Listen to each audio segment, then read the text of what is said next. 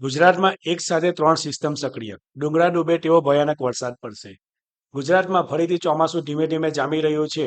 હવામાન વિભાગ દ્વારા આગામી 7 દિવસ ગુજરાતમાં ભારેથી અતિભારે વરસાદની આગાહી કરવામાં આવી છે.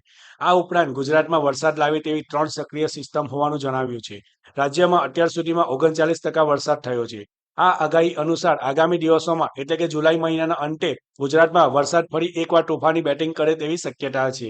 અનેક જિલ્લામાં યલો અને કેટલાક જિલ્લામાં ઓરેન્જ એલર્ટ જાહેર કરવામાં આવ્યું છે. હવામાન વિભાગ અનુસાર આજે વેધર મેપ પ્રમાણે 25 તારીખે દક્ષિણ ગુજરાતના કેટલાક વિસ્તારોમાં ભારે વરસાદની શક્યતાઓ છે.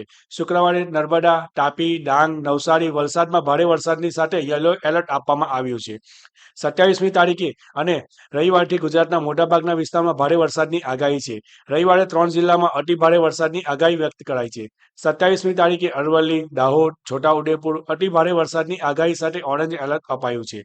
28મી તારીખે સોમવારે બનાસકાંઠા, મહેસાણા, સાબરકાંઠા અતિભારે સાથે ઓરેન્જ એલર્ટ આપવામાં આવ્યું છે. આ ઉપરાંત કચ્છ, રાજકોટ, મોરબી, સુરેન્દ્રનગર, બોટાદ, અમરેલી, ભાવનગર, અમદાવાદ, પાટણ, બનાસકાંઠા, સાબરકાંઠા, ગાંધીનગર, ખેડા, આણંદ, મહીસાગર, અરવલ્લી, વડોદરા, પંચમહાલ, દાહોદ, છોટાઉદેપુર, ભરૂચ, સુરત, તાપી, નર્મદા, વલસાડ, નવસારી, ડાંગ યલો એલર્ટ અપાયું છે.